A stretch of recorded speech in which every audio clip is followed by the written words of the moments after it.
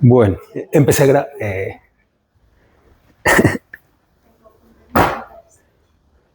Es que nos falta, yo creo que va a tocar traer una lámpara, porque el último video con el tuyo, no, con el tuyo, que sale súper oscuro.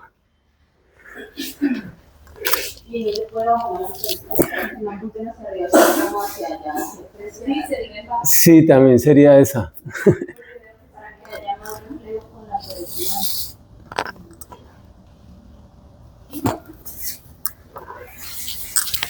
Bueno.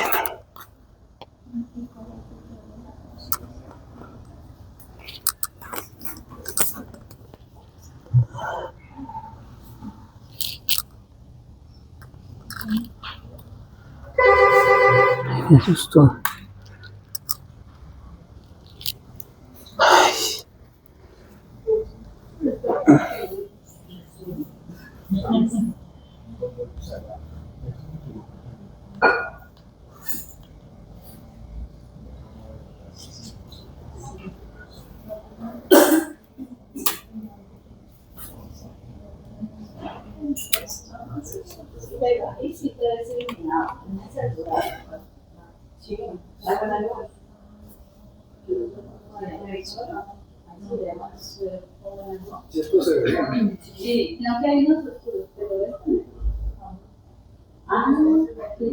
Porque ahorita le moví un poquito la ganancia. Bueno. Buenas noches para todos y todas y todos y todes. Bueno, ¿cómo amanecieron? O cómo atardecieron, más bien.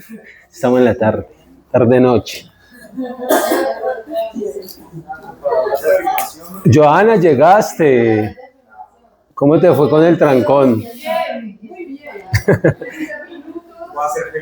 Yo creo que caminando hubiera sido más rápido. Era como mi reto de hoy. Ya. No estresarme en el bus, no estresarme en el bus. Historia de bus. Necesitar media hora de mi casa a la ropa de la ciudad. Y caminando también es media hora. Bueno. Espero se encuentren bien. Les recuerdo que estamos entrando en el siguiente módulo. También les recuerdo y estoy dirigiendo mi voz también a la pantalla, allá al que está grabando. Los que están faltando por sus deberes, les recuerdo que hay deberes todavía pendientes por entregar. Algunos faltan el compromiso, o sea, el acuerdo. Otros faltan por la tarea de la educación prohibida y otros tantos faltan por la tarea de los llamas y ni llamas. Lo más interesante es que les voy a contar lo que ustedes van a encontrar en este siguiente módulo, que como ven, hay varios capítulos de este módulo, porque es un tema bastante profundo, complejo. Y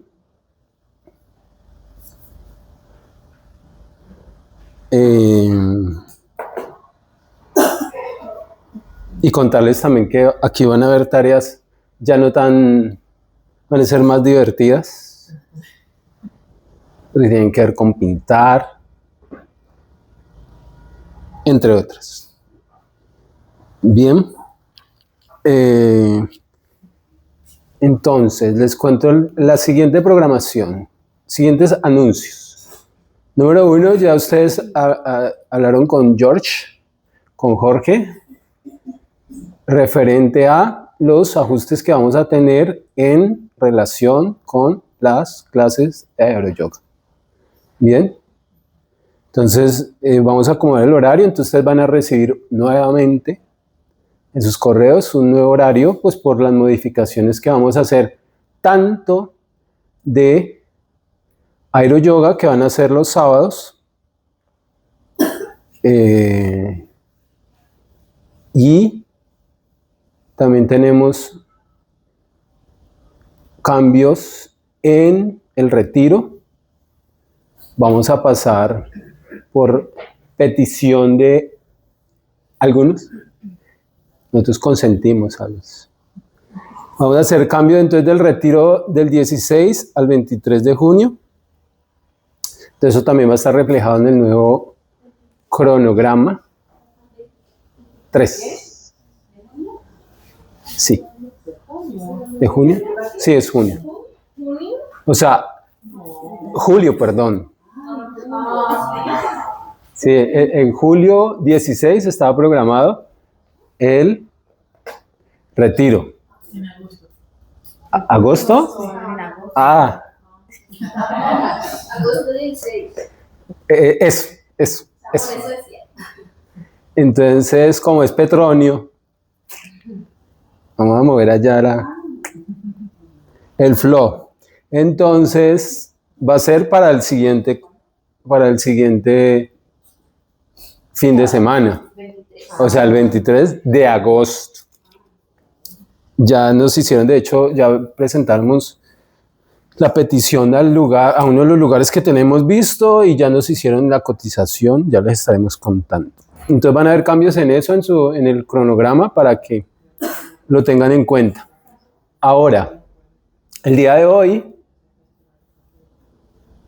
vamos a tener las 2 horas teóricas y, por tanto, la próxima clase, el próximo martes, porque la próxima clase es el sábado. El sábado no cambia la estructura porque como hay 2 horas de práctica con Jorge, entonces seguimos con 2 horas de teoría conmigo.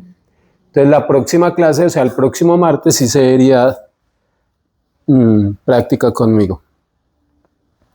Bien, ahora, dicho esto, este es el tablón que van a encontrar en el módulo Centros de Energía, Chakras. Como les mencioné, pues nos vamos a poner un poco más profundo. Ya vimos un poco esa idea de la Ashtanga, un poco que nos introduce a los diferentes aspectos que implica el Ashtanga Yoga, los 8 pasos. Dijimos que íbamos a profundizarlos y básicamente pues este módulo inicia con eso, con el desarrollo de esos 8 pasos. Y básicamente pues referente a conocer la visión del yoga o del Veda a partir de lo que es la energía material, la energía energética, la energía sutil, mental y espiritual. ¿Sí? Si bien con los yamas y niyamas nos dio un bosquejo de las directrices que plantea el yoga, para ello, o digamos para sustentar también, digamos ese trabajo, esa idea de esos principios, está el conocer pues la visión que tenemos acerca del ser en sus diferentes estructuras. Eso sería este módulo.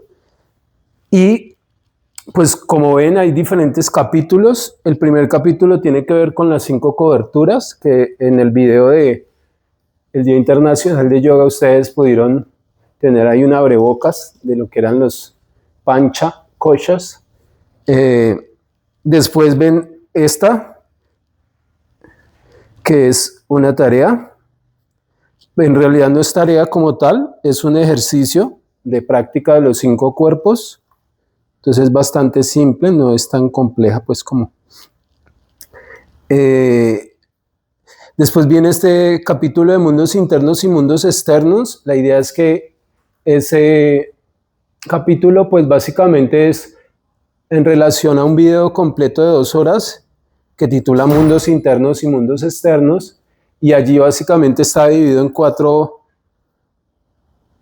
partes el video, y la idea es que vamos a ir viendo y tal vez reflexionando en razón de cada uno. Van a ser de alguna manera esos videos, como dice ahí, parte de apoyo de los temas que vienen en adelante. Entonces la idea es que ustedes también los puedan ir chequeando como tal. Después encontramos ya el desglose de los panchakoshas, que se inicia con la parte del primer cuerpo que es la estructura física. Recuerden que estos videos son de apoyo y de acompañamiento de lo que venimos trabajando. Después viene el módulo de prana. Después tenemos los marmas o chakras, que allí van a encontrar bastante material. Pues ese es digamos que el fuerte de este módulo es este capítulo. Pues básicamente es no solo conocer o tener una idea de los chakras, sino profundizar en ellos, porque nos van a servir como, o más bien nos van a permitir herramientas terapéuticas para trabajar desde esa visión de lo que es los chakras. Entonces ahí, en todo este contenido, pues vamos a encontrar, por ejemplo, aspectos de cromoterapia, de sonido, de vibración, de meditación, que vamos a desarrollar. Y por último, por último no, después sigue el capítulo de pintar mandalas. Esto está aquí explicado, pero van a ver que va a tener una variante. La idea es que ustedes puedan tener la oportunidad de pintar y meditar en razón de los chakras. Entonces ahí tienen un material para que también puedan bajar y trabajar. Y por último, otra tarea que es más bien un ejercicio y tiene que ver con los chakras, pero en relación a un poco con preguntas en razón de una visión de la psiquis, podríamos decir, o entre otras, sobre y respecto a los centros de energía. Ese sería todo el contenido que vamos a encontrar en este módulo. Y vamos a iniciar con panchakoshas, las 5 coberturas. Allí tienen 2 videos de apoyo. Cómo afectan las caricias, en realidad es un video de apoyo en relación al trabajo que estamos realizando un poco desde el yoga en la práctica, que es, por ejemplo, la terapia de los abrazos, o también va a estar implícita en la práctica, por ejemplo, del siguiente módulo que van a empezar a desarrollar, que es el jueves, que es expresión corporal, donde vamos a tener un profesor nuevo, aparte de los que ya conocen Jorge y yo, que es Néstor. Entonces, a partir del jueves y todos los jueves de este mes, nos va a estar acompañando con el módulo de expresión corporal. Ahí también tiene que ver, digamos, un poco como ese tema del contacto físico. Bien. ¿Preguntas? ¿Hasta aquí? No. Perfecto. Ahora,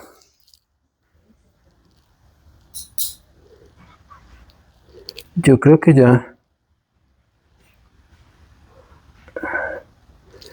terminó de descargar. A ver. ¿Este?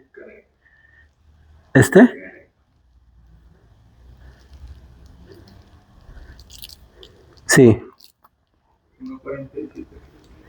¿Sí? A ver, la fecha. 2505. Sí. Vale. ¿Hay que hacer algo para desconectarlo o lo desconecto así?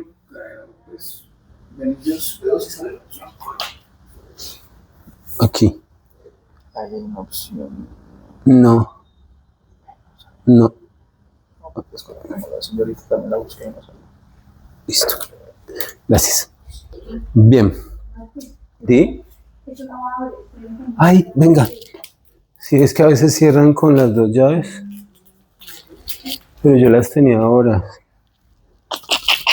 ¿Será que los quito?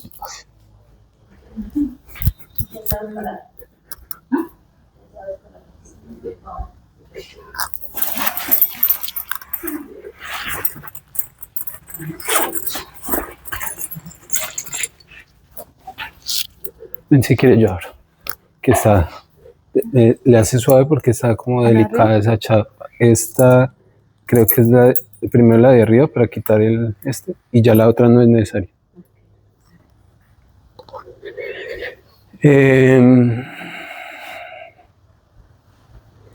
Bien, entonces, pues básicamente, digamos que damos por sentado que el módulo con la socialización de los llamas y ni llamas lo terminamos, ¿no? Ya siempre vamos a tener oportunidad de debatir. Es muy interesante.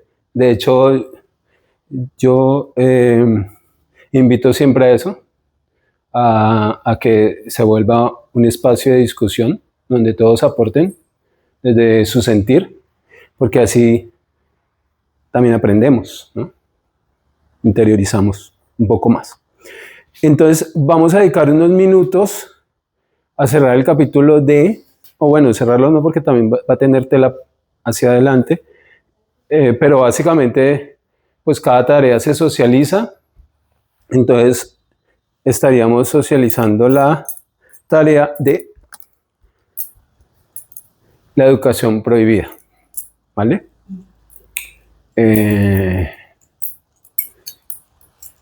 Ya algunos han entregado el escrito, pero me gustaría rápidamente, bueno, no lo tomen tan a ligera rápidamente, sino un poco organizando el tiempo que tenemos para iniciar el módulo de panchacochas. Entonces me gustaría conocer un poco la reflexión que va en dos direcciones. Una es la reflexión en razón de nuestra posición, digámoslo así, o digamos el propósito que podamos tener en algún momento de compartir el yoga. Entonces, ¿cómo podemos tomarnos esa tarea en algún momento de ser, de compartir, de ser facilitadores del yoga? Entonces, por un lado, esa educación prohibida nos lleva hacia esa reflexión, cómo podemos plantearnos. Y por otro lado, está el hecho de que desde el comienzo hemos hecho de alguna manera una reflexión y vamos a seguir trabajando en razón de eso, en razón de lo que conocemos como sistema de creencias, ¿vale? Entonces, cuando miramos sistema de creencias, pues básicamente estamos un poco en esa mirada de lo que ha sido nuestra educación. En el caso particular del video, pues en razón a la escuela, pero pues también eso se va a ampliar un poco en razón de lo que es la educación o de lo que hemos recibido como conocimiento a partir de nuestro entorno inmediato, o sea, aquellas personas con las cuales nos criamos, ¿no? No solamente padres, sino pues a veces están abuelos, familias, que de alguna manera, otros familiares que hacen parte o hicieron parte de nuestros primeros 7 años, que es, digamos, el punto determinante de nuestra capacidad absorbente de conocimiento, los primeros años, como tal. Bien, entonces, educación prohibida. ¿Qué piensas?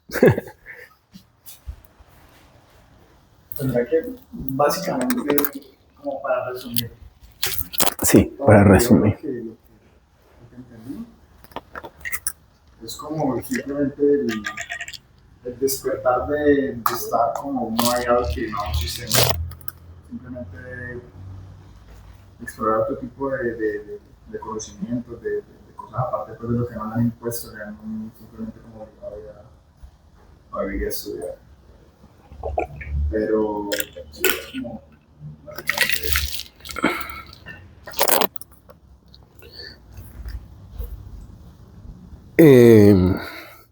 Bien, desde tu experiencia, ¿cómo sientes que fue el impacto de esa educación en ti? Mira que casualmente mi familia está como un poquito rondando en ese mundo de la teleeducación. Mi abuelo fundó la Academia Profesional y el CCR. Sí, Entonces, ellos toda la vida, tengo un tío que fue profesor del CCR y siempre se orbitó en ese mundo de la educación. Entonces, mi abuelo siempre estuvo como con el avance tecnológico, él estuvo muy pegado que él quiso montar una universidad virtual hace mucho tiempo. O sea, siempre quiso ver cómo avanzar y cómo renovar el tema de la educación, porque él era el que más tenía como, o sea, era consciente de que la educación estaba muy obsoleta, que todo tenía que cambiar. Entonces, siento que mi vida tenía unas perspectivas de eso bastante complejas, porque yo empecé la universidad también en administración, recién salido del colegio, cosas muy básicas, muy típicas. Y yo me salí toda la universidad, empecé a estudiar otras cosas, hice otras cosas que me dieron más habilidades y cosas de las que vivo actualmente. Entonces siento que tuve mi proceso en eso, como mi entendimiento con todas las cosas en ese tema. Pero sí. gracias, Juan. Gretel, ¿cómo te fue con esto? Pues a ver, en el video, básicamente uno encuentra que la educación simplemente está estructurada para crear más obreros, por decirlo así, o que haya más gente para que trabaje en las empresas. Entonces, el enfoque, al hablar de una educación prohibida, están cambiando el enfoque hacia empezar a buscar que en los niños se aliente todas esas habilidades más de empatía, Más humanas, de crecer, más humanas. sí, más humanas, eso. De que pueda, o sea, que el aprendizaje sea más, no solamente meter un poco de conocimiento en las cabecitas, sino de que ellos aprendan a través de la experiencia y la experimentación. Entonces, básicamente siento que en algunos colegios lo pueden aplicar y lo están aplicando, pero en la mayoría de los colegios normales los niños siguen siendo simplemente como otra línea de producción de masa, ¿no? O sea, al día de hoy todavía sigue vigente un modelo bastante todavía obsoleto. Hay materias que al final uno en la vida las va a volver a ver o las va a utilizar, ¿no? Sí. Que me parece más importante que los niños tengan más acceso a, no sé, a cómo manejar su dinero, su economía, a cómo comportarse o cómo interactuar con otros seres humanos. Que ya sí, digamos, si un niño es bueno en matemáticas, pero es malo en lenguaje, la mayoría de los papás lo que hacen es, vamos a contratar a un profesor para que lo refuerce el lenguaje, en vez de dejar que el niño siga con las matemáticas, que es lo que le gusta, y que después con el tiempo, si quiere ver algo de lenguaje, que lo vea cuando realmente quiera verlo, cuando sienta que lo necesita o que tiene curiosidad por verlo, que debería ser como el enfoque que debería tener la educación, ¿no? O sea, en lo que el niño tenga mayores habilidades, sea en lo que se enfoque, o por ahí vaya su educación, sin olvidar las otras cosas, igual hay que verlas, pero que no lo midan o que perdió el año porque no pasó el lenguaje, digo yo, ¿no? Porque básicamente eso era lo que uno tenía en el colegio, tenía que ser bueno en todo tipo de materias que a veces uno ni siquiera quería verlas, se aburría un resto. Que fue lo que me pasó a mí. Claro, a ti y a unos cuantos más. Sí, yo creo que en algún momento uno dice, bueno, si hubo falencias, tal vez tratando de ver lo positivo y lo bueno en la educación, encontramos que de alguna manera el espacio de encuentro con esos otros seres, con otras que vienen con otros procesos personales, de alguna manera el encuentro mismo en los diferentes espacios, inclusive fuera de la academia, o sea, en el encuentro simplemente del otro ser, ya como amigo, compartiendo cosas, pues encontramos que hay es donde posiblemente encontramos más valor, ¿no? Es lo que me pasó a mí. Yo tuve muchos problemas de socializar. O sea, mis habilidades de socialización son bastante. Y nunca nadie en el colegio como que se fijó en que de pronto yo necesitaba refuerzo o ayuda en eso. Claro. Es muy callada, muy tímida, todo eso, ¿no? Simplemente lo dejaron pasar. Y ya con la edad uno se da cuenta de la cantidad de esfuerzo que le toca hacer para poder interactuar con otras personas de forma normal. Sí. Por ejemplo, digo yo, no se fijaron en mí en esa época. Sí, sí, inclusive uno puede reforzar, digamos, pongámoslo así, si hay en camino un trauma que traemos de infancia con los padres en el entorno inmediato, en el colegio, claro, por no tener tal vez la atención, se pueden afianzar mucho más lo digo en razón un poco también de mi experiencia, porque para mí era difícil. ¿Volviste a echar llave?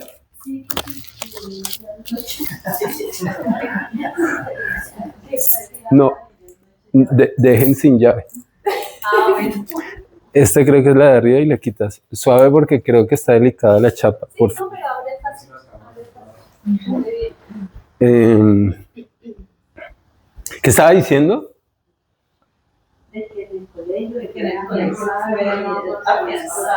Ustedes no me escuchan a mí. Estaba hablando de mi proceso.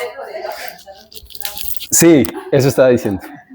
Sí, porque yo era bastante temeroso de pequeño. Tenía miedo a todo, a la oscuridad, a las alturas.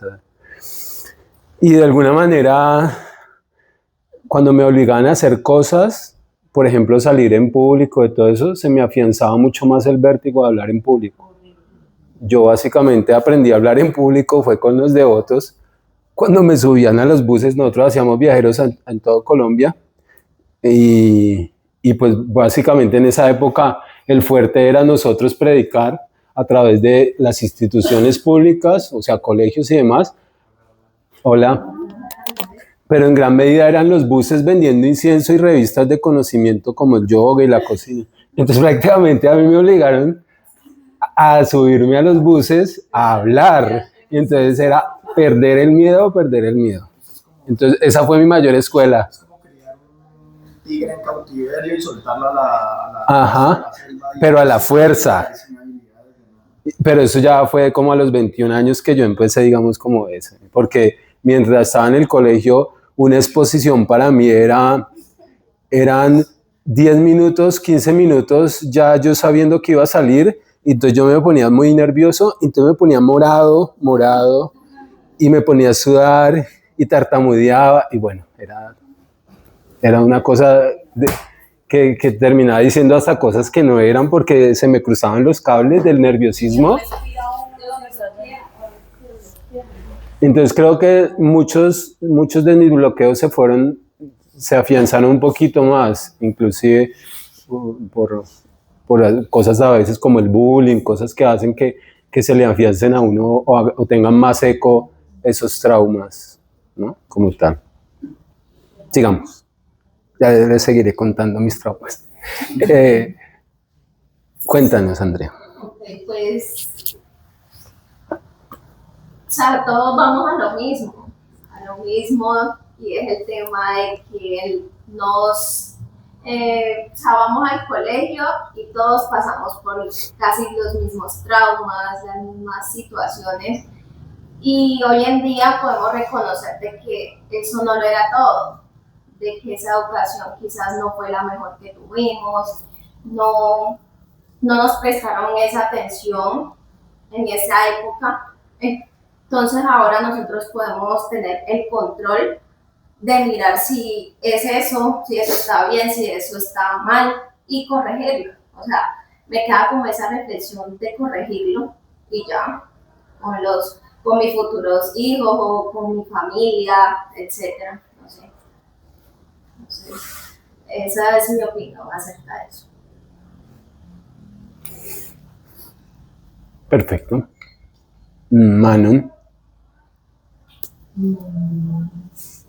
A mí me llamó la atención en el video como el enfoque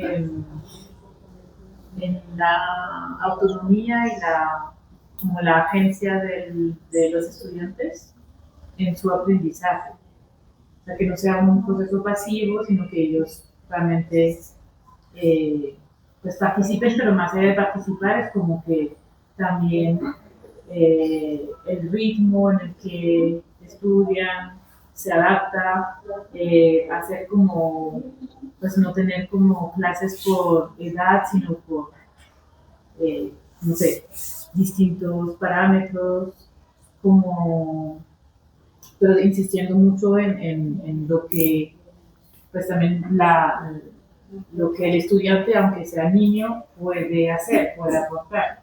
Y creo que cuando se trata de los niños es como aún más fuerte como esa perspectiva de tú no eres un ser humano de verdad, ¿no? Tú no sabes tomar decisiones, tú no sabes lo que es bueno o no para ti, ¿no? Pero pues entonces, ¿cómo se espera que luego el niño pase a ser adulto si nunca se le da como ese espacio para desarrollar como esas habilidades, también tomar ciertas responsabilidades de a poquito? Entonces eso me pareció como interesante, y lo mismo la reflexión sobre la orientación vocacional, y lo mismo, como un adolescente puede tomar decisiones sobre su futuro, sobre el trabajo que quiere hacer, cuando no tiene elementos en la educación para tomar esa decisión de manera, pues, aceptada, pero también conectada con su sentido. Perfecto. Hay que tomar en cuenta que nosotros, y por eso lo vamos a ver tal vez digamos, en esa categorización de las fechas o los momentos por los que pasamos y pasan ciertas cosas, específicamente de 0 a 7 años, es un momento que a nivel de frecuencia sería como frecuencia Z, que tiene que ver un poco resumido, sería como modo esponja. Entonces venimos con una pureza, pero abiertos, y en esa pureza y en esa capacidad de abiertos, pues absorbemos toda la información. Entonces por eso se vuelve tan crucial al día de hoy, desde la visión de las diferentes terapéuticas, siempre se hace incisivo en la línea de la vida, en el proyecto de vida, mirar, uy, qué inquieto se pone, mirar esos momentos específicos de nuestra infancia, porque fue allí donde se iniciaron, afianzaron estos bloqueos o bioshocks que después toman fuerza o se presentan a lo largo de nuestra vida. Niño, ¿está flojo? No, eso sí, es nuevo.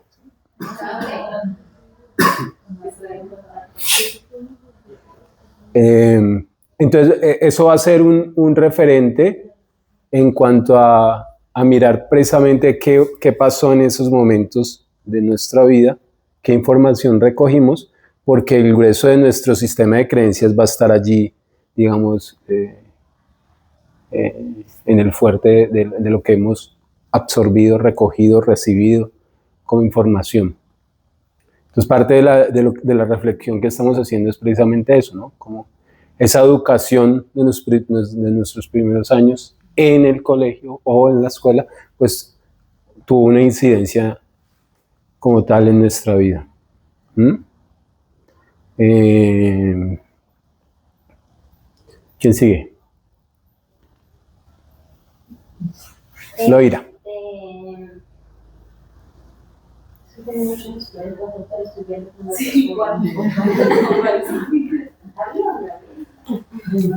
mira, a mí me encantaba, me encanta estudiar y me fascinaba ir a la escuela, pero todo porque la profesora de jardín era una profesora muy chévere.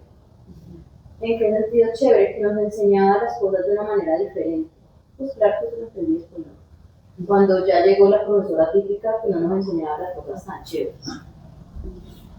Estando pequeña, vi una película que se llama Los Coristas, si no se la han visto, me la recomiendo muchísimo, porque era un profesor que llegaba por allá así a un orfanato terrible, aterrador, mejor dicho, horrible, y él empieza por medio de la música a transformar el pensamiento, el sentir y todas estas emociones en los niños, además de descubrir sus talentos. Entonces yo dije, yo quiero ser una profesora como él. Pues no tengo linda voz como ellos. Entonces pues me tocó buscar, me tocó resolver. Entonces, bueno, pero ya llegué a la adolescencia y estudié lo que le dé plata. Entonces yo creí, pues yo soy como buena para la geometría y todo eso, me metí a estudiar diseño industrial. Hice 7 semestres que me pesaron. Al 7º semestre me retiré porque no encontré esa emoción, pero encontré la capoeira. Y la capoeira para mí se volvió una herramienta de transformación. Yo hace 20 años soy profesora de capoeira y he tenido la gran fortuna de ser como ese profesor que vive en los coristas. Entonces, ir a esta educación prohibida del video y todo eso fue como, pucha, bien que decidiste transformar de una manera distinta y aportar algo a esos locardios que llegan a tu salón, no importa de la edad que tengan, porque desde el más chiquitico, me acuerdo mucho que tuve un estudiante que tenía sobrepeso, tenía 5 años, y él me decía, es que yo estoy gordo y porque soy gordo no puedo. A mí me partió el corazón porque yo decía, ¿quién le ha dicho a este niño que no puede porque es gordo? ¿Sí me entendés? Entonces, es un montón de información que yo decía, auxilio, tengo que cambiar esto de una manera diferente, tengo que al menos dejar una huella así sea un granito. Y entonces me parece muy hermoso cómo la capoeira me ha permitido hacer eso y siento que la capoeira también me ha permitido estar acá, buscando desde otra perspectiva, digamos, más profunda, poder dejar huella de otra manera. Y cuando leía lo de los llamas y llamas, yo decía, chica, esto es lo que nos deberían enseñar en el colegio. O sea, ¿cómo no nos enseñan estos principios? Sí, o sea, no voy a dar más cosas, interesante. Pero es que aquí nos están enseñando valores, ¿me entiendes? Es como una vaina que va desde adentro y a cómo ser persona y cómo realmente puedes aportar al entorno, al contexto desde la profesión que vos tengas. Y si tenemos la posibilidad de estar ahí y de ser guías, es una vaina muy brutal. Que decirte aquí en el corazoncito, muy bonito decir, bien, trabajo hecho. Eso. Genial. Gracias. Joana. Bueno, yo también tengo muchas historias, pero entonces yo lo voy a partir de 2 perspectivas, ¿no? Porque está la perspectiva personal de llegar al colegio, ¿no? Y yo siempre creo que de alguna manera yo sí fue como un pequeño error del sistema, porque yo sí, digamos que sí estuve en una escuela muy tradicional, casi los primeros años en una escuela de monjas, femenino y todo, y resulta que uno de los castigos, que me encantaban, ¿no? Muchas cosas, era X o Y motivo, el castigo era ir a la biblioteca. Entonces te mandaban ir a la biblioteca a organizar los libros, tal cosa.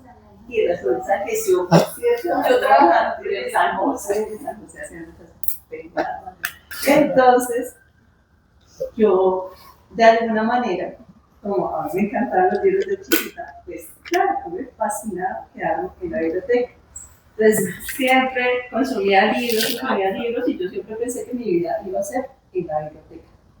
¿No? Entonces, claro, cuando yo llegué a la adolescencia, ¿qué pasó? Pues también el dilema de tienes que estudiar algo que te dé plata, pero el gran lío es que pues yo tuve un muy buen puntaje en el IFES, les tocó de alguna manera graduarme, porque yo mala en todo, mala en matemáticas, mala en química, pésima en todas las materias, pero ese IFES pues me abrieron las puertas y a la final yo decidí estudiar lo que yo deseaba estudiar. Entonces resulta que ahora, desde mi perspectiva como maestra, yo soy maestra, yo lo veo desde dos perspectivas. Una, está la perspectiva que tenemos desde el Estado. El Estado obviamente necesita, como lo decía por ahí yo en el descrito, no seres humanos, sino recursos humanos. Y somos eso, nosotros somos recursos humanos y es muy difícil salir justamente de esa maquinaria. O sea, nosotros a la final somos un objeto, queramos o no podemos salir de ello. O bueno, yo no lo he visto, no he visto cómo salir del sistema. Pero sí he visto que las teorías pedagógicas que están afluyendo son teorías que todas sabemos eso, o sea, son teorías que saben que somos un producto más, que el sistema nos está, desde pequeño nos está de alguna manera indicando cuáles son las áreas que debemos estudiar. Nunca vamos a estudiar yoga, o nos vamos a estudiar nuestras emociones, o cómo gestionar nuestras emociones. Eso se supone que no se enseña en el colegio, o algo que debería enseñar, ni sexualidad. Cuando llegaron los libros de sexualidad hace 15 años a Colombia, pues ya sabemos lo que sucedió, ¿no? Eso fue terrible, fue la educación sexual en Colombia, ¿no? Entonces, yo lo veo desde la perspectiva teórica esperanzadora también. También tengo un hombre, un pedagogo que me inspira mucho, que se llama, él describe la teoría de la liberación en Brasil.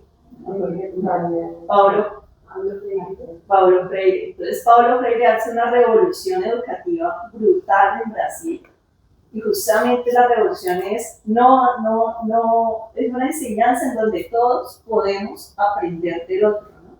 Entonces el otro es maestro porque todos tenemos algo que enseñar, todos tenemos algo que aprender. Entonces usted sabe tejer, listo, enseña a tejer y eso te da dignidad, ¿no? Porque enseñar a tejer también, o sea, te da un trato con el otro. Entonces digamos que quiebra todo el esquema que nos da justamente de ser justamente unos objetos, simplemente, ¿no?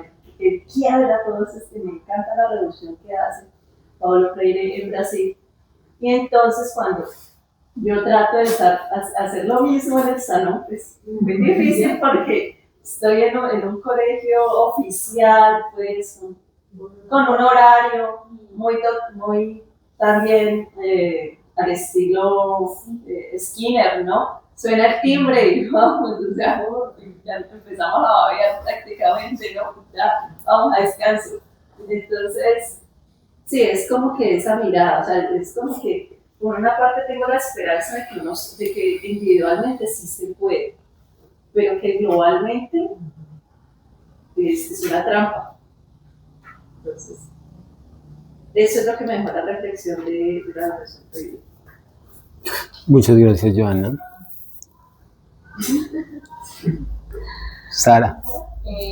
Yo no sé qué decir. Lo que sientas. Bueno, a mí algo que me llamó como mucho la atención del video y que me quedó sonando mucho y que lo escribí en mi tarea que me enviaba, es la parte, una partecita en la que dicen como que un niño que crece en libertad es un adulto que sabe decidir. Y esa parte me tocó mucho personalmente, porque yo siento que yo tengo mucha dificultad para tomar decisiones en general, y es justamente por eso, porque yo crecí en una crianza súper estricta, estudié toda mi vida en un colegio de monjas, crecí en una familia súper católica, entonces he escuchado todo el tiempo qué tengo que hacer, cómo lo tengo que hacer, cuándo lo tengo que hacer, y para que me pregunten qué quieres hacer es como... No sé, dime tú. Entonces, sí, es algo que me tocó como mucho personalmente. Sí. Y también, pues en relación un poco a lo que hablaban hace un momento, como de dejar al niño decidir y desarrollar esas habilidades en las que es bueno, pero no únicamente, o sea, a uno no solo le interesa lo que es bueno, uno también puede despertar como mucha curiosidad por otras cosas. Y a lo largo de la vida, yo creo que uno no aprende lo mismo porque su interés no está como enfocado en las mismas cosas. Entonces, digamos que a mí me llamó mucho la atención esta idea de como irle permitiendo al niño desarrollar sus conocimientos como de manera autónoma, porque eso también le permite jugar con su curiosidad, como bueno, ahorita quiero aprender de esto y ya aprendí esto, entonces quiero aprender un poco de esto. Lo que sí siento es que es muy difícil pensarlo en cómo está ahora estructurado el sistema, o sea, debe ser un reto grandísimo para los docentes y para las instituciones educativas, o sea, cómo se logra eso dentro del marco actual. Me parece que es un reto inmenso y también me cuestiona mucho el por qué me cuesta tanto como pensarlo y aceptarlo, y es claro, porque crecí metida en una cajita que me pidan que piense algo por fuera de esa cajita, ya pues me genera como mucho reto de cómo, o sea, cómo si eso es lo que ya hay, yo me salgo de eso. Entonces, eso, el video me gustó muchísimo, me llamó mucho la atención, pero sobre todo me cuestionó mucho y me dejó como pensando pues que también existen muchos retos a nivel personal que ya uno como adulto, habiendo crecido bajo ese sistema educativo, tiene como que encontrar la manera de enfrentar y de lograr a su manera salirse de la caja. Y pues ya como para terminar, también me gusta mucho una parte en la que mencionan que al niño hay que enseñarle que el ser humano es valioso simplemente por lo que es y no por lo que hace. Entonces, creo que dan el ejemplo de un ser humano es igual de valioso si es zapatero, así es cirujano, porque ambos están aportando desde su conocimiento y desde el amor al mundo, y gracias a cada ser humano el mundo se sigue moviendo y el mundo es lo que es. Y yo creo que a uno lo debe educar un poco, o sea, sí con la idea de respetar a todo el mundo, pero son más si sos tal cosa. Entonces, pues creo que también es algo que deberíamos como empezar a realmente interiorizar, aunque creo que todos tenemos la idea, como realmente a afianzarla y a criar nuevas generaciones que realmente lo sientan, no que digan que sí lo entienden y lo sienten, pero actúen como al revés. ¿Puedo decir una cosa chiquita? Poniendo lo que dice Sarita, yo siempre le he dicho como a mis estudiantes, no sé, las edades que sean, como que, ¿qué haríamos sin las personas que van en la calle? No más eso, por ejemplo. Entonces, la importancia de valorar desde el trabajo que creemos que es pequeño hasta el que creemos que es súper bueno. Entonces, como no perder ese foco y la raíz de la importancia de que todos hagamos algo desde donde lo hagamos. Ya, bien. Y ya ahí para terminar, no última cosita porque no puedo dejar de mencionar. Como también aprender a hacer las cosas que realmente queremos hacer y que nos generan felicidad, que creo que a veces va muy en contravía de lo que nos dicen que tenemos que hacer. Y eso es algo que yo estoy intentando interiorizar mucho en este momento, y que mi hermanota, que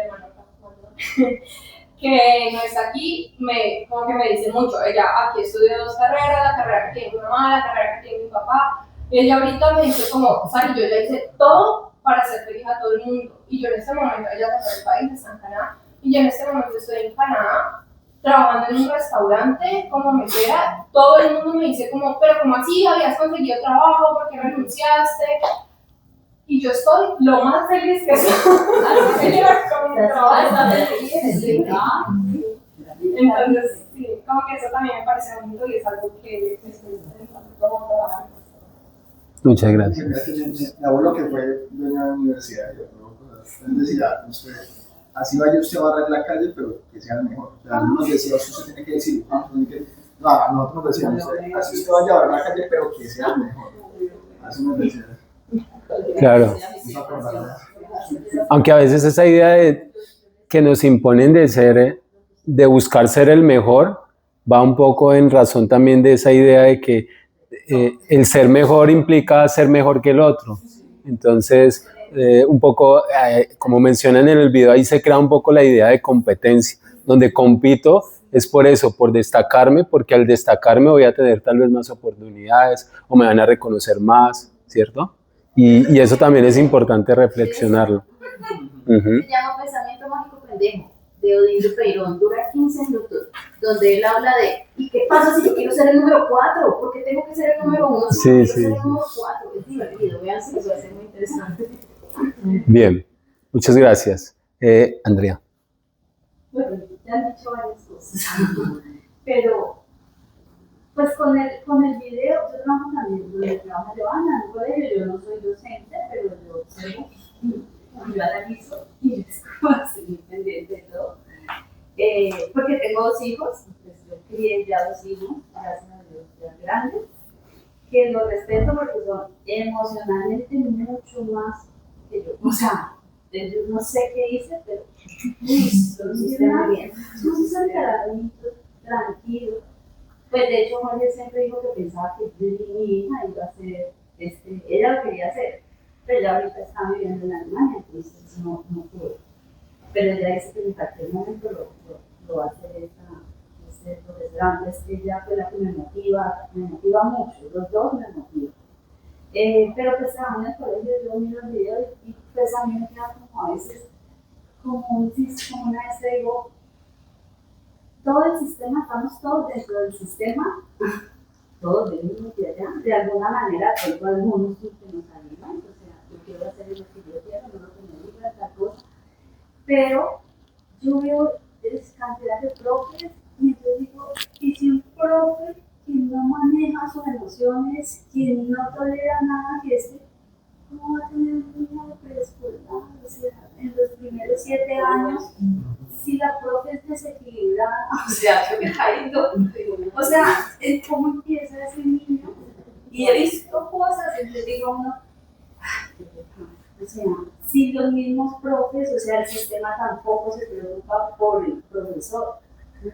Hay cantidades que tienen muchos problemas, de hecho, que van al psiquiatra, que esto, que lo otro, entonces, no hay nada más cómo salen. Entonces, todavía hay docentes así, todavía de los que gritan, escucho a veces a una persona gritar, respete, no hable así, quítese el color de las uñas, que porque la uña de color, ¿no? Él se trata de lo mismo, la uña que tiene que importa lo que se me está sintiendo, pero estamos en el sistema. Entonces, cuando tuve mis hijos, yo me salí de trabajar, yo trabajaba en un colegio de monjas, lo que le valoraba mucho a ese colegio, así como era no privado, no oficial, sino privado. Entonces allá esas monjitas siempre hacían al final del año, pasaban y le preguntaban una encuesta a cada niño por cada docente. Entonces los docentes se veían, los niños calificaban como eran de todo, y las que ellas veían que si no volvían allá, no volvían más el siguiente año. Porque ellas pensaban que pues tenían que estar viendo niños. Pero con el oficial no, entonces sigue cada año y no pasa nada. Entonces yo me salí de trabajar cuando tuve mis hijos. Muchos me dijeron que, uy, usted está loca, ¿cómo se le ocurre? ¿Qué es? Solo una profesora entonces dijo, usted hace lo mejor, porque es que los primeros años son muy importantes. Después volver a trabajar. Y sí, yo busqué la manera de trabajar. No cambié en política, pero trabajé. Trabajaba en la mañana, dejaba a mis hijos en el colegio, los recogí a mediodía y ya en la tarde estaba con ellos a un deporte, a otro. Los metía como mi hija alcanzó a estar como 4 años sin mí, los primeros, o sea, recibí en el día, yo llegaba a las 4, entonces ella no era muy tímida, mi hermana me la crió, entonces era como así, decía, ¿yo qué hago? A expresión corporal, a teatro, a patinaje, o sea, ¿dónde no metía? Y ella era que ahorita estaba allá en Alemania, gracias a Dios. Mi hijo sí, yo lo cargaba. O sea, él ¿qué quiere hacer? Lo que quiera, yo lo llevaba a esto, a lo otro. Quiere cambiar de deporte y mi esposa a veces, él sí de pronto es como muy tradicional. No, pero es que tiene que ser ganador, y si está en eso, tiene que ganar. Yo no me lo creo porque quiere, y si no quieres cambiar, y listo. Y yo me llegué así. Mi hijo fue así. Entonces, gracias a Dios, pudieron estudiar lo que quisieron. Porque siempre es lo que ustedes quieran primero. Cuando llegan con un problema y usted cómo lo resuelve, usted qué cree que cuál sería la solución. Y pues gracias a Dios uno dice ahora, bueno, tengo 2 hijos que están muy independientes y hacen lo que quieren, y no ama lo que hacen, o sea, se le puede ir todo el día, no siente, y le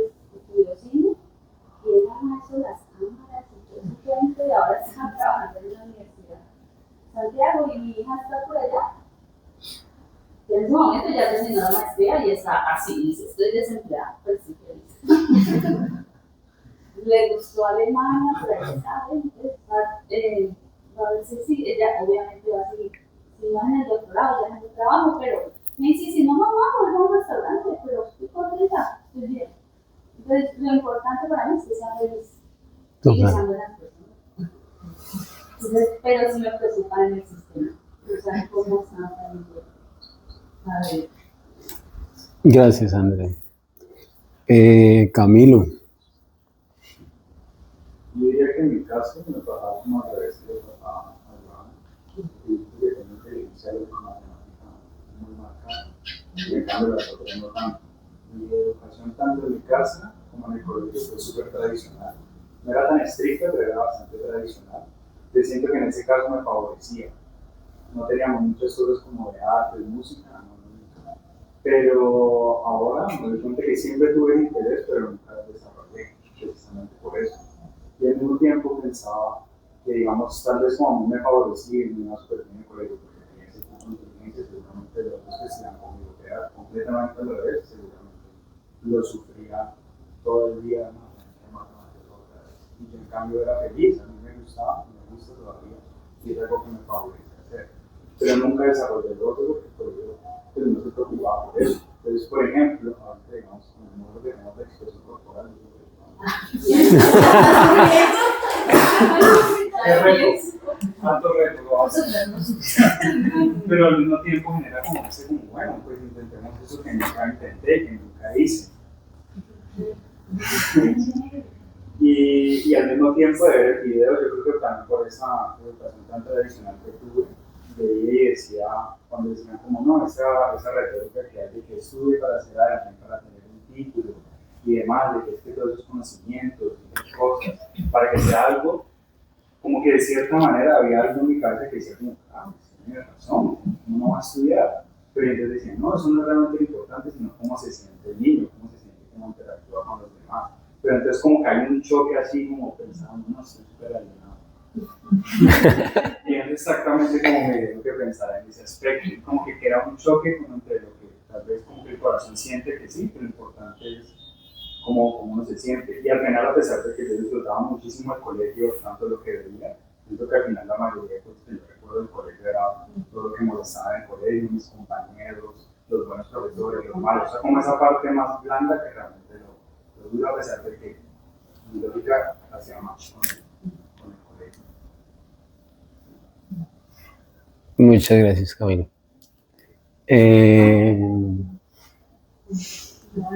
Joana.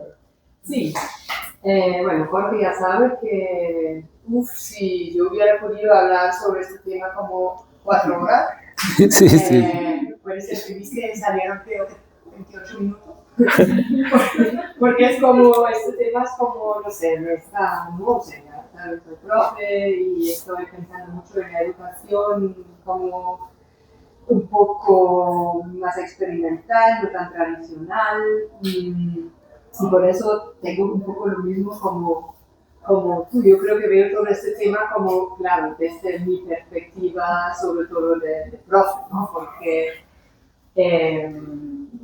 bueno, en Alemania hicimos 2 años de prácticas, que significa que después de 5 años de estudiar para ser profe, tú vas 2 años a la escuela de profe, en total son 7 años hasta que eres profe y si no, no puedes trabajar en la enseñanza pública. Y de estos 2 años hablamos sobre todo eso, o sea, todo eso sobre lo que habla la película, hablamos. O sea, como los niños pueden ser más, no sé, más personas críticas, saben que Alemania tiene una historia muy grande que, bueno, que salimos de una dictadura y ahora con lo que pasó con los de 68, que también pasó en Francia, o sea, la generación después de la guerra, había mucha libertad, ha venido mucho, o sea, de hecho, a veces, porque yo trabajaba en un colegio muy, bueno, nada tradicional en Alemania, era un colegio como se dice, bueno, experimental, había, ¿no?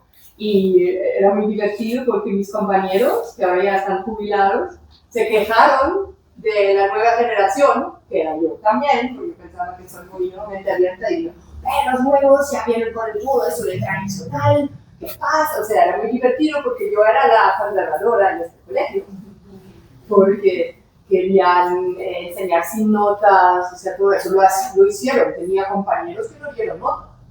Y después al final del año era todos son 2, o todos son 1, ¿no? Así, y uno es el mejor. Y me encanta todo eso y es que veo que los niños son mucho más felices, pero después viene lo que dices tú y lo que discutimos, ¿no? Casi todo, el sistema. Y por eso, porque el sistema está hecho para que nos como califique y nos, ¿no? O sea, como se dice, nos separa después, como tú eres bueno, tú eres malo, sí, tienes esta nota en el bachillerato, por eso en Alemania es así, por eso puedes estudiar medicina, si no tienes esta nota no puedes estudiar medicina, podrías estudiar eso o no puedes estudiar, porque sin bachillerato no puedes ir a la universidad. ¿No? Y entonces, todo eso es tan bonito, pero no cuadra mucho con lo que viene después. Tengo una amiga que ha ido en Alemania, tenemos 13 años de colegio, que ha ido 13 años a un colegio Waldorf. Ella encantada, hasta, o sea, uno muy de estos típicos Waldorf, sin notas, sin clases, todos los niños en un salón, un poco como el colegio Ideas también, ¿no? Que me gustó mucho que estaba ahí porque yo, o sea, conozco a este señor, no sabía que va a salir en la... Sí. Bueno, porque conozco bien a sus hijos, bueno, pero por casualidad digo, ¿qué hace él en esta película? Lo conozco. Era como, bueno. Y ella después empezaron el bachillerato y claro, para entrar a la universidad, después, cuando estaba en 10º, empezaron las notas, las asignaturas, o sea, al final ella hizo el mismo bachillerato que hice yo, que estaba en un colegio como más o menos tradicional durante todo el pública, ¿no? Normal, durante toda mi vida, y para ella era tan difícil de venir de 10 años de juego, donde claro aprendieron mucho, pero ahora sí empieza, como en alemán se dice, la seriosidad de la vida, ¿no? Ahora sí. Y al final ella odiaba a su colegio porque no le ha podido preparar. Ella tenía una pésima nota en el bachillerato al final, porque además no podía elegir, en Alemania puedes elegir las asignaturas en el bachillerato, pero porque su colegio era tan pequeño, no podía ni elegir, le dieron mates y ruso, creo, porque no sé por qué, en las escuelas se aprende ruso. Y bueno, y sus peores asignaturas, ¿no? Y ella tiene 4 hermanos, y ella es la mayor, y sacaron a todos sus hermanos de este colegio después, porque ella sufrió mucho. Y ahí es como el ejemplo de decir, bonito, pero si quieres estudiar algo que tiene que ver con el sistema, que es si quieres ir a una universidad pública, tienes que tener una nota, ¿no? Y ahora viene, te quería decir, que me ha encantado esta película, que yo estaba, sí, yo creo que durante 10 horas la he mirado, porque siempre he hecho stop y me ha encantado.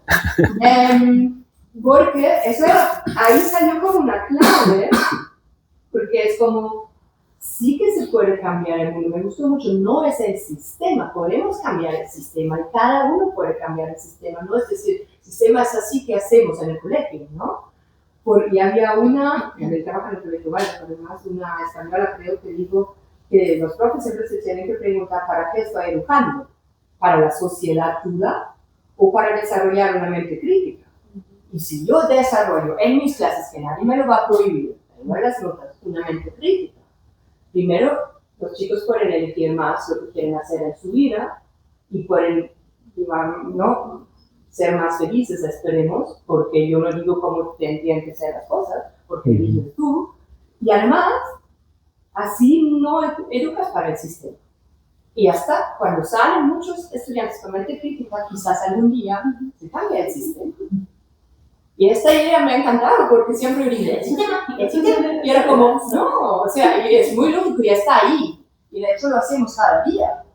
Yo creo que eso es un poco como mi motivación para ser profe, de hacer el mundo un lugar más bonito y quizás solo porque, y eso era la otra cosa que también te he dicho, que lo importante de todos los años es educar con amor y empatía.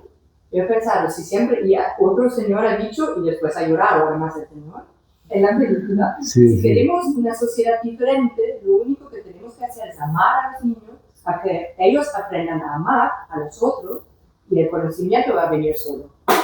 Y me ha gustado mucho y yo creo que es esto, que da igual, en qué sistema está, puede ser en el colegio más tradicional de todos y amar a tus estudiantes y que ellos tienen más felicidad cada día y que, bueno, y después sí desarrollen una mente crítica, que yo espero que en mis clases eso pasa. Que ya, quizás se cambia ese tema. Genial, muchas gracias. Acabar con el sistema de dentro. Exacto. Desde lo que cada uno puede aportar, ¿no? Porque el sistema somos nosotros. Totalmente. Cuando hablaba del amor, o sea, pues yo en la casa era amor, que hay que aprender, que conocer, que yo siento como tratando de que ellos vayan con esa alegría al colegio a aprender y les gustaba. Cuando ya por allá en noveno, en octavo, él no le interesaba nada. Y no eras como, ay, Dios mío, ¿cómo así? Y yo fui al colegio, ¿qué pasó? Porque se va, ¿qué fue? Y yo básico, güey. Y me va diciendo, mamá, pero es que no me importa. Y yo, no, sí importa. Entonces yo ya como le cambiaba, y ese niño nos tocó con la hermana a cambiarle porque ella decía, pero mire, yo ahora estoy pagando la universidad, y luego me quiero ir a una beca, pero toca presentar una nota. Claro. No, pero si yo no, y pero si usted tiene la mente, le dice, toca para ser el mejor, ese, pero a mí me interesa ser el mejor, decía. Ya como el noveno entendió el más, ya el sí, fue mejor, que si todo cuento de ahí del colegio, me siento muy bien y todo. Pero fue difícil, él ya estaba como que, esa materia no me interesa, yo no fui como cambiando porque estaba con el dilema de la nota no y ser el mejor no me interesaba. Y él quería aprender, que él podría saber más que el que sacaba siempre primero, pero no me interesaba. Me decía. Sí, pasa mucho que, bueno, decimos que nuevas generaciones, pero siempre se han presentado nuevas generaciones. Pero cuando se empiezan a presentar esas, digamos, que van en contra, de alguna manera, pues lo que encontramos hoy, ¿no? Que si un niño es un poco más expresivo, menos expresivo, empezamos a etiquetarlos, encasillarlos, ¿no? Y de hecho ya tenemos patologías, ¿no? TDA, y entonces ya empezamos inclusive a medicarlos porque no, está muy inquieto y terminamos haciéndole pues un daño estructural bastante grave por no tener una visión un poco más amplia y más amorosa de lo que es su proceso personal desde su visión y desde su sentir, ¿cierto? Sí. Hace unos días estábamos en una reunión de profes, justamente nos había pasado como la lista de los chicos que tenían pues, dificultades, ¿no? Pues, y entonces comenzaba, no, que lo emocional, no, que tal cosa, no, que tal otra. Y entonces yo de chistosa me puse a hacerle el PR a los profes. Y entonces yo dije, no, pues entonces yo tengo, empecé conmigo, no, pues entonces yo tengo, soy distraída, llego impuntual, entonces no, venga, o sea, una vez la valentía a mí, comencé como que, o sea, es que en realidad todos tenemos algo. Claro. Todos tenemos algo, todos, y si no lo tenemos, ahí deberíamos de preocuparnos más bien. Bien. Porque sí, de hecho los chicos que son muy introvertidos tienen lo profundo algo que hacer, ¿no? Hay que acercarse un poco, ¿no? Hay que acercarse más, y el amor definitivamente es lo más importante. Si tú no amas tu profesión y no, es mejor no tener muchos profes que desafortunadamente están allá erróneamente en una profesión. Cumpliendo esquemas, claro. Bien, Andrés. Bueno, creo que ya todos han dicho de todo. Sin embargo, creo que tengo una historia muy personal para contar acerca de este tema. Justamente pienso que por el tema de esto de las expectativas que crea el sistema en todos, Desde pequeño, desde el colegio, siempre como que estuve en función de cumplir esas expectativas. Entonces, tienes que ser el mejor del colegio en estas materias porque son las materias más importantes. Este va a servir para que puedas escoger una carrera que realmente te haga importante en la sociedad, bla, bla, bla. Pero a mí me gustaban las artes, me gustaba el baile, me gustaba el teatro. Y siempre como que sentía como esa brecha para poder yo desarrollarme lo que a mí me gustaba y lo que me movía. Digamos que, aunque no por parte de mis papás como tal, sino más bien como, no sé, de pronto el núcleo familiar externo y los amigos, sentía más esa presión, como de que no hagas esto porque pues no debes ir por ahí, sino por acá. Y empecé yo a querer cumplir todas esas expectativas de las personas. Entonces dejaba de hacer lo que a mí realmente me gustaba. Llegó el tiempo pues ya de que me gradué del bachillerato y entré a la universidad. Y he estudiado 4 carreras. La primera carrera que estudié fue por cumplirle a mi papá. Él quería incluso me puso mi nombre por un amigo que era médico. Y él quería que yo me llamara igual porque él quería a su hijo médico. Afortunadamente tuve un buen ICFES en mi bachillerato y entré a estudiar enfermería porque la idea era pasarme a medicina. Estudié 4 semestres de enfermería en los que cuando ya empecé a hacer como un poco, entrar en campo y hacer prácticas, sentía que no tenía vocación para eso. Digamos que de alguna manera ellos han como que cultivado un poco de libertad en mí para tomar decisiones, sin embargo, siempre hay un juicio después de que se toma la decisión. Entonces decidí desertar de esa carrera y el castigo fue como que, bueno, ya tú te vas a pagar tu universidad, tú verás qué haces con tu vida porque te quisimos dar como lo mejor y no lo quisiste hacer, entonces ya tú te labrarás tu destino. Entré a trabajar, bueno, yo ya trabajaba, mientras estudiaba trabajaba. Seguí trabajando y me dediqué solamente a trabajar y luego por temas del trabajo me ofrecieron un ascenso y prácticamente me obligaron a estudiar una carrera administrativa para poder seguir teniendo el crecimiento dentro de la compañía. Me metí a estudiar contaduría pública. Yo vengo de un colegio comercial en donde me iba muy bien en temas pues como de contabilidad y todo eso, entonces se me daba muy fácil, sin embargo volví a pasar lo mismo, o sea, como un patrón. Al 4º semestre deserté porque realmente no me sentía como en lo que yo quería hacer, pero ahí ya me sentía súper desubicado, realmente no sabía cuál era mi propósito, no sabía hacia dónde quería ir. Tenía mucha información de todas partes ahora, pues mi familia, tal vez mi pareja en ese momento, el trabajo, me estaba yendo muy bien, quería como que... Tenía un concepto también de éxito súper errado porque es como desde todas estas ideas que le implantan a uno desde chiquito, desde el colegio, justamente. Entonces, no, pues yo ya dije, no, aquí ya, yo voy a parar, no voy a... Y me sentía súper frustrado.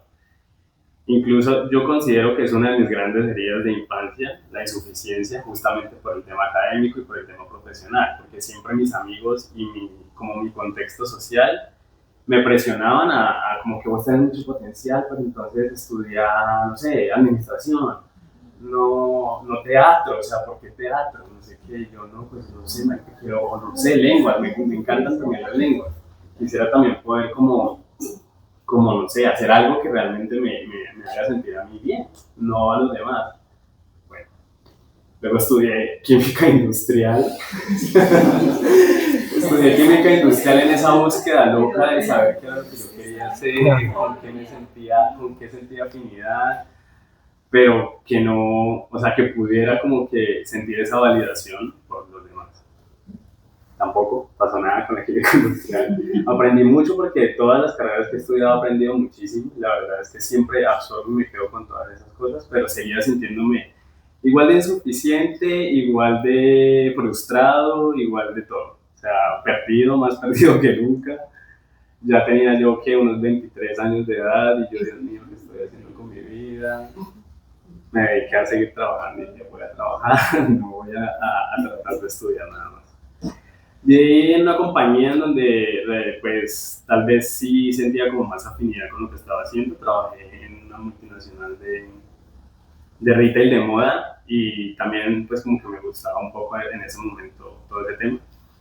Y empecé a estudiar mercadeo. De alguna manera también como que eso despertó en mí como la parte creativa y demás. Entonces sí, ese sí la terminé y logré pues tener también un buen cargo en la empresa en la que estaba. Bueno, yo también todavía con mi concepto súper como externo a mí de éxito. O sea, era lo que toda la gente me había dicho que era el éxito. Claro. Y yo persiguiendo esa idea de éxito. En esa compañía pues logré tener mucho reconocimiento dentro de lo que yo creía que era reconocimiento en ese momento y me fue muy bien. Pude viajar por todo el mundo, hasta que hubo un momento en el que seguí sintiéndome igual de frustrado. Como que o sea, sí, de pronto es un cargo bien remunerado, es un cargo importante en la compañía, pero yo no me siento bien. O sea, aparte, porque empecé ya como a trabajar con mi terapia con la psicóloga y todo esto, entonces ya empecé a encontrarme a mí mismo y empecé a ver, a tomar en serio ya estas cosas con las que yo no me identificaba. Pero esa presión del sistema ahí, y yo con el miedo de no cumplirle a la gente, pero me estaba incumpliendo a mí mismo, hasta que ya por fin tomé la decisión y dije no más, renuncio a este trabajo y me voy a ir a perseguir lo que yo quiero hacer. Ahí fue donde pues también el tema del yoga y todo esto, entonces pues ya había empezado y esto pues el yoga me llevó a como a hacerme más consciente de lo que yo quería, escuchar mi propia voz por ahí. Y ahora justamente me siento muy bien, me siento muy tranquilo, me siento muy feliz porque siento que estoy yendo hacia donde realmente yo quiero ir. La gente me dice, marico, ¿por qué yoga? O sea, ¿tú crees que te vas a ganar la vida siendo profesor? Y a mí no me importa tener lujos, a mí no me importa tener carro, casa, finca, no. Yo solamente quiero tener los recursos suficientes para poder estar bien, tener buena salud, ser sostenible porque tenemos que ser sostenibles, pero quiero ser feliz, quiero hacer lo que a mí realmente me apasiona. Y creo que ese era uno de los mensajes del video en los que yo decía, claro, esto viene desde mi infancia, o sea, desde chiquito a ti te presionan tanto por ir por otro lado que realmente hay mucha gente que está ejerciendo sus profesiones sin vocación, sin pasión, haciendo las cosas mal y sintiéndose infelices. Entonces, Muchas gracias, Andrés. Bueno, chicos, es muy interesante eso. Miren que tanto uno aprende desde la visión personal de cada uno, desde su cosmovisión, desde cómo también está sintiendo. Entonces les celebro mucho que se permitan reflexionar y compartir. Y pues eso es una dinámica que vamos a cada vez más hacerlo dentro de un contexto cada vez más familiar, donde nos sintamos inclusive más cercanos para tener la posibilidad de manifestar lo que sentimos, porque cuando nos abrimos, como lo manifiesta el video, básicamente hay que dar simplemente el espacio para cada uno explorar desde su sentir, y cada uno va a explorar, y en esa exploración está aprendiendo, ¿cierto? Entonces, muchas gracias por tienen 10 todos en su participación. Y bueno, dicho esto, nos toca continuar con el siguiente módulo, que también va a tener muchos espacios de reflexión, porque básicamente, como les digo, el eje central de este módulo es las dimensiones desde los centros de energía, que a veces escuchamos el tema de los chakras y pensamos que es como un aspecto que podemos ver, pero en realidad la profundidad de de analizar y observar los chakras o los centros de energía tiene que ver mucho desde esa dimensión mental o psicológica de cómo nos va internamente, cómo nos sentimos. Entonces vamos a ver eso, ¿sí? Yo sé que ya pasamos a los No, sigue, tranquila. Expresa. Yo tengo un interrogante, pero pues para su merced. Y es lo siguiente, bueno, todos como ven, pues es que fueron tan interesantes los puntos de vista, me parece muy significativo, todos dimos como, y tú que eres profe, ¿no? Y que estás como en ese lado, ¿no? Porque uno siempre está en un lado. Yo en el salón trato como de estar como en todos los lados. O sea, me siento con un muchacho, una mesa redonda, pero siempre soy la diferencia, porque tengo que hacer la diferencia, ¿no? Porque se supone que soy yo la. Y bueno, a mí me causa curiosidad cómo lo ves tú, lo de la educación prohibida. Ya. A ver, es muy interesante porque cuando llegó ese video a mí, pues yo llevo cerca de 12 años haciendo formaciones, pero más o menos 27 años llevo en el yoga haciendo participación en clases. Y mis primeros clientes, digámoslo así, mis primeras víctimas en yoga fue en Bogotá y eran grupos de tercera edad. Y eso me abrió mucho el panorama de la vida y de la muerte. porque era un poco entender esa dimensión. Yo creo que siempre me la pasé mucho mirándome desde mí, desde un aspecto muy personal, desde mi visión y un poco egocéntrica, ¿no? Porque siempre como que, aún con mis temores que manifesté ahora, yo creo que iba mucho como en razón de mí. Y creo que eso me dio oportunidad para empezar a ver un poco más allá de cómo siente el otro en la dimensión que se encuentra. Entonces era una gran oportunidad porque los primeros grupos eran grupos de tercera edad, donde en gran medida para yo integrarme a ellos implicaba también un poco sentir lo que ellos estaban viviendo. Entonces, por ejemplo, vivir la experiencia desde esos instantes donde tú estás constantemente. Hay un libro muy bonito que es de un psicólogo chileno, que en este momento no recuerdo, pero el libro titula El camino de las lágrimas. Y básicamente es la reflexión acerca de cómo a una cierta edad, después de los 60, empezamos a vivir de manera más concreta lo que son las pérdidas. Entonces empieza a irse tu pareja, tu vecino, tu mejor amigo, tu mamá, tu papá, y esas pérdidas son un proceso doloroso bastante complejo. Pero también estaba esa parte donde muchos ya eran pensionados, y esa transición de dejar de trabajar y ubicarte dentro de la sociedad de una manera diferente, donde ya estabas acostumbrando a que serás totalmente activo y funcional en una sociedad, y te encontrabas ya con que ya no eras funcional, ¿cierto? Porque ya de alguna manera ser pensionado es como que, bueno, ya cumpliste tu ciclo y ya. Y eso a veces para esas personas era un gran choque, y muchas personas inclusive me encontré con que se iban en una decadencia porque no lograban afrontar que ya no eran funcionales, o sea, que ya no mandaban como jefes, o que ya no mandaban como papá, ¿cierto? Que ya no tenían esa autoridad. Entonces, desde la estructura del ego, también tenían un peso muy grande, como que ya no soy tan importante, y eso en su psiquis les afectaba mucho, y pasaban por procesos muy, muy profundos. Cuando llegó en esa época el video de la mala educación, entonces era contrastar todas sus diferentes visiones o formas de ver la vida en razón de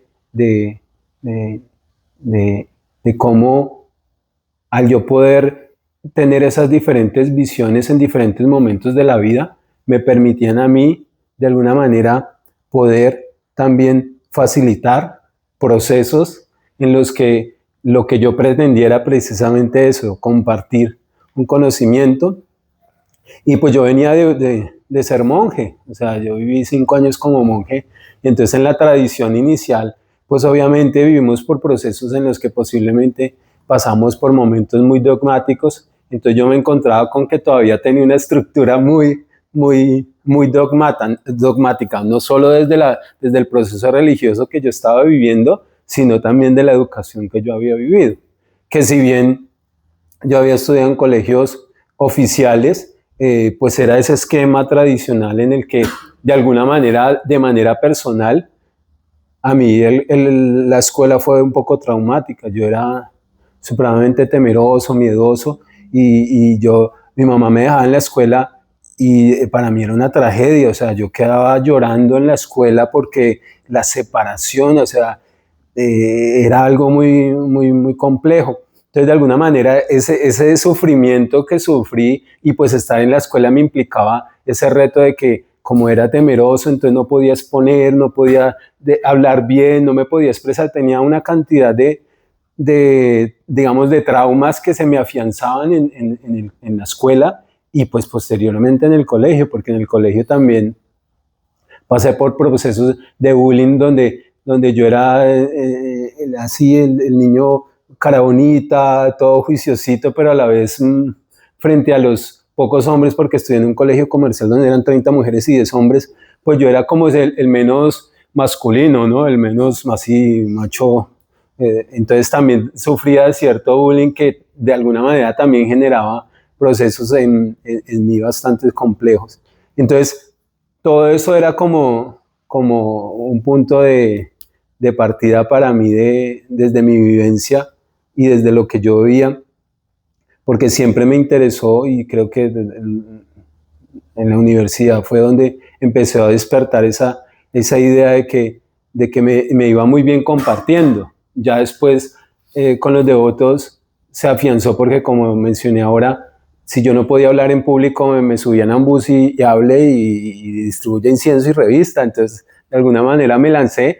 Entonces empezó a despertar esa idea en mí de cómo yo podía compartir algo desde mi experiencia personal.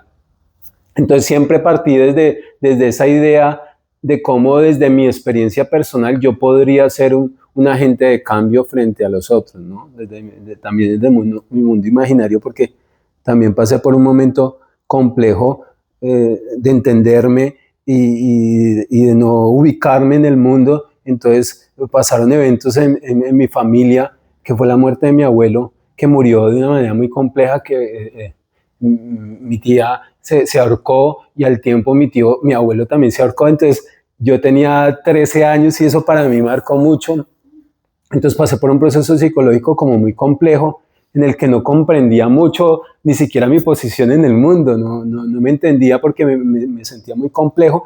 Entonces me empecé a presentar esas pautas de, bueno, si yo no puedo ser feliz, yo puedo ser parte de hacer feliz a otro. Entonces, de alguna manera, esa idea me alientaba un poco y de alguna manera me despejó un poco esos sentimientos que en algún momento también surgieron como de suicidio, porque también habían unos complejos en mí, y pues con esa historia familiar de mi tía y de mi abuelo, pues marcaban, ¿no? Porque uno se pregunta, ay, ¿será que yo soy el próximo en la familia? ¿No? Un poco como eso, como de generar esa, no sé, uno que eso en psicogenealogía se llama lealtades, un poco lo que hablaba Andrés con los padres, ¿no? Yo quiero que usted sea médico porque yo soy médico o porque siento que eso es lo mejor. Entonces, de alguna manera, la lealtad es referente a eso, a un vínculo amoroso frente a mi familia o mis seres queridos, que hace que yo tenga una idea de qué es lo que yo debo hacer a partir de ese vínculo. O sea, si yo soy leal a mi padre porque lo amo, entonces lo voy a hacer feliz, entonces posiblemente contemplo esa idea de, bueno, voy a seguir siendo lo que él fue. como médico o como lo que sea. Entonces, para mí fue bastante impactante el conocer esa visión, porque en la tradición también védica se sale un poco también de la visión tradicional, pero entraba en otro esquema, era como salirme del esquema tradicional de que ya venía trayendo en la educación tradicional, pero era entrar a otro proceso que era el dogmático, donde precisamente se me planteó la idea, porque me destacaba en la academia, entonces me dieron la responsabilidad, bueno, tiene la responsabilidad de hacer esa transición de enseñanza, de ya dejar de tener un libro como Biblia, Bhagavad Gita, y yo me siento y yo acá digo estas frases y ustedes me escuchan y ustedes tienen que recibir el conocimiento porque ya, con lo que yo diga y con lo que yo haga desde la filosofía, ese es mi aporte. Entonces era un poco el reto de cambiar eso. ¿Cómo volver esa clase filosófica así un poco también de élite? Porque entonces el maestro es el maestro que está más arriba y el otro es el que está subordinado allá abajo. Eso se crea también desde la visión fanática. Entonces era luchar con esas dos, ¿no? Con lo tradicional y con lo que ahora se me estaba implantando. Y entonces era como un proceso personal. Y de ahí empecé pues también a estudiar un poco como la parte de pedagogía, conocer un poco de diferentes visiones para nutrirme desde esto y pues la verdad sí generó yo creo que esa película yo la he compartido en las diferentes formaciones, o sea que cada que hago una formación la veo, o sea que he hecho más o menos 8 o 9 formaciones, pero aparte de eso ya me la había visto, o sea yo creo que me la he visto unas 20 veces ese video, porque siempre le encuentro algo, ¿no? Siempre en esas diferentes visiones que tienen todos esos personajes que salen allí, pues es muy interesante encontrar eso, encontrar diferentes formas de ver y en esas formas de ver uno dice, bueno, reflexiono frente a eso. Entonces me han ayudado mucho, o me ha ayudado mucho, por ejemplo, esa visión del video como tal, con respecto a lo que yo hago, o lo que he hecho en los últimos años, que ha sido eso, como hacer formaciones o hacer yoga o compartirlo desde mi experiencia. Gracias. Gracias por permitirme compartir. Bien, entonces, vamos a entrar a ver como una visión de lo que es, partiendo un poco de lo que es la energía material, ¿no? Entonces, ¿cómo distinguimos esto, que es la materia, y cómo lo vamos a distinguir un poco de lo que es también un aspecto psíquico, mental, y también otro aspecto que sería el aspecto que llamamos un poco lo espiritual, ¿vale? Entonces,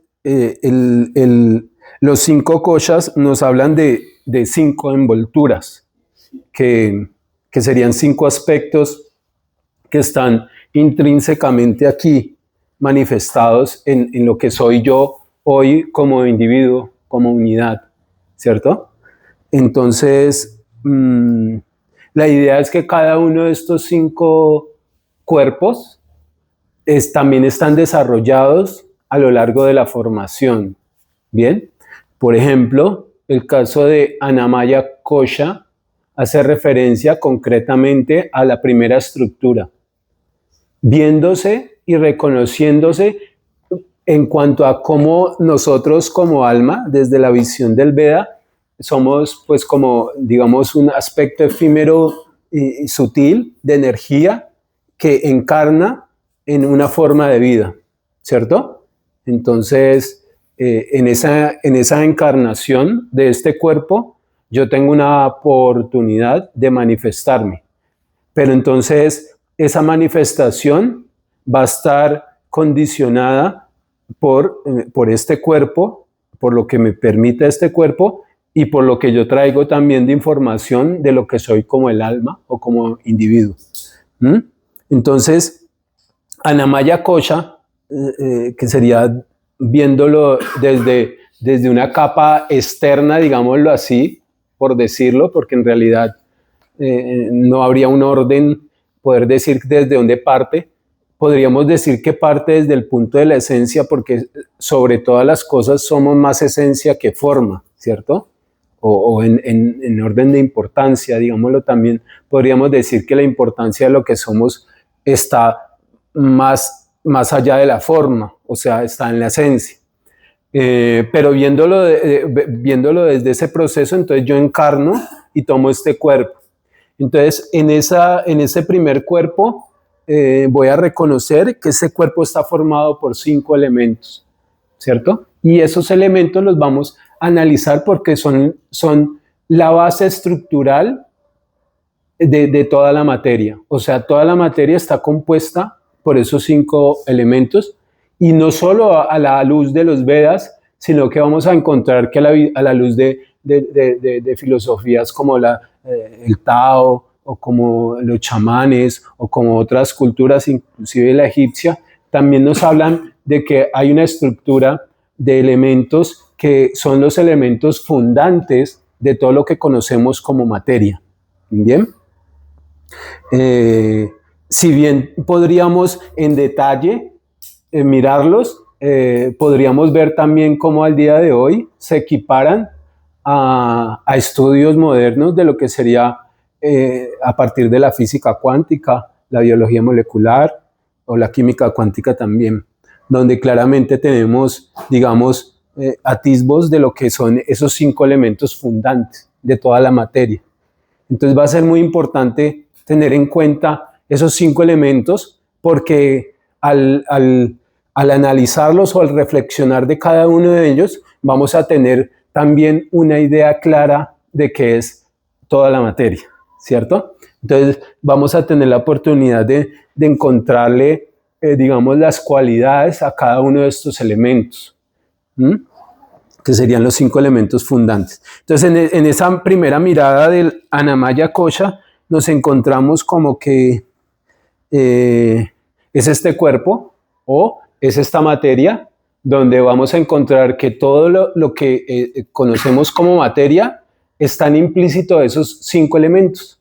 O sea que aún en esto que conocemos como paredes, ¿cierto? Con esta solidez que tiene, esos 5 elementos están allí.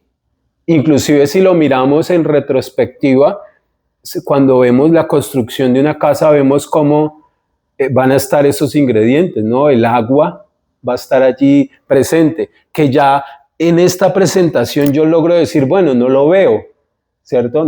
Ahora no lo veo, no veo el agua presente aquí, pero está ahí presente, ¿cierto? Y si lo miramos en construcción, pues claro, el cemento con agua y el ladrillo pues dan esa estructura para que esto sea pared, ¿vale? Entonces toda la energía material tiene esos 5 elementos fundantes, y a partir de esos elementos fundantes tenemos este cuerpo. O sea que esos 5 elementos están conformando mi cuerpo físico como tal. Y esa sería la estructura más burda. A partir de reconocer esos 5 elementos, pues entramos cada vez más en detalle a mirar otros elementos de ese cuerpo, de esa estructura. Entonces, cómo se alimenta este cuerpo. Entonces reconocemos que el cuerpo se alimenta a través de alimentos, pero también si miramos esos alimentos, estamos viendo que en realidad lo que recogemos o lo que extraemos de esos alimentos en realidad es energía potencial, ¿cierto? O sea, bueno, eso podríamos decirlo inclusive en el proceso digestivo, donde uno dice, bueno, algo sale por allá, ¿cierto? Como de posición, y entonces si yo como algo sólido y después sale algo también por acá, entonces ¿qué es lo que queda? ¿No? Un poco, y entonces se supone que lo que queda es esa energía potencial que está aprovechando mi cuerpo y que nutre pues toda la estructura. Entonces, si lo vamos a ver, son moléculas de esos 5 elementos que extraen de ese alimento para que este cuerpo estructuralmente